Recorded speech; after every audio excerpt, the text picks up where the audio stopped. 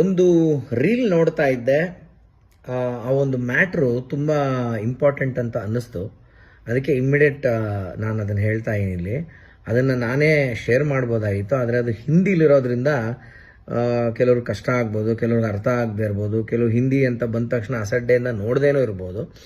ಹಾಗಾಗಿ ಅದಕ್ಕೆ ಅದರ ಕನ್ನಡದಲ್ಲಿ ಹೇಳ್ತಾ ಇದ್ದೀನಿ. ಇದು ಲಕ್ನೋದಲ್ಲಿ ಇವತ್ತು ನೆನ್ನೆ ನಡೆದಿರ್ತಕ್ಕಂಥ ಒಂದು ಘಟನೆ. ಏನಂದರೆ ಇದು ಪೇರೆಂಟ್ಸ್ಗೆ ತುಂಬ ಮುಖ್ಯವಾಗಿರುವಂಥದ್ದು. ಬೆಳಗ್ಗೆ ನಿಮ್ಮ ಸ್ಕೂಲ್ ಬಸ್, ಮಕ್ಕಳನ್ನ ಪಿಕ್ ಮಾಡೋಕ್ಕೆ ಬರೋವಂಥ ಸ್ಕೂಲ್ ಬಸ್ಸು ಒಂದು 1/4 ಗಂಟೆ ಅರ್ಧ ಗಂಟೆ ಬೇರೆ ಬಸ್ ಬರುತ್ತೆ, ಹಾರನ್ ಮಾಡುತ್ತೆ. ಸೊ ನಾವು ಮನೇಲಿ ಕೆಲಸದಲ್ಲಿ ಬ್ಯುಸಿ ಇರ್ತೀವಿ, ಹಾರನ್ ಸೌಂಡ್ ಕೇಳ್ತೀವಿ, ಬಸ್ ಬಂತು ನಡೀರಿ ನಡೀರಿ ಅಂತ ಮಕ್ಕಳನ್ನ ಕಳಿಸ್ತಕ್ಕಂಥದ್ದು, ಬಸ್ಸಲ್ಲಿ ಮಕ್ಳು ಹತ್ಕೊಂಡು ಹೋಗುವಂಥದ್ದು. ಈ ಥರ ಒಂದು ಇದನ್ನೇ ಅರ್ಥ ಮಾಡ್ಕೊಂಡು ಯಾರೋ ಒಬ್ಬ ಅರ್ಧ ಗಂಟೆ ಬೇಗ ಬಂದಿದ್ದಾನೆ, ಅವನು ಬೇರೆ ಬಸ್ನವನು, ಅವನು ಮಕ್ಕಳು ಕಳ್ಳ. ಸೊ ಏನಾಗಿದೆ, ಇದು ಯಾವುದೋ ಒಂದು ಲೇಡಿಗೆ ಡೌಟ್ ಬಂದು ಇದೇನು ಬಸ್ಸು ಸ್ವಲ್ಪ ಬೇರೆ ಥರ ಇದೆ, ಡ್ರೈವರ್ ಬೇರೆ ಥರ ಇದ್ದಾನೆ ಅಂತ ಒರಿಜಿನಲ್ ಡ್ರೈವರ್ಗೆ ಫೋನ್ ಮಾಡ್ತಾರೆ. ನೋಡ್ರೆ ಅವನಿಂದ ನಾನು ಬರ್ತಾ ಇದ್ದೀನಿ, ನಾನು ಬರೋಕ್ಕೆ ಇನ್ನು 20 ನಿಮಿಷ ಆಗುತ್ತೆ ಅಂತ. ಆಮೇಲೆ ಇವನ್ನ ಬಂದು ವಿಚಾರಿಸಿದಾಗ ಇಲ್ಲ ಅವ್ರು ಇವತ್ತು ಬರ್ತಾ ಇಲ್ಲ, ಅದಕ್ಕೆ ನಾನು ಬಂದಿದ್ದೀನಿ ಅಂತ.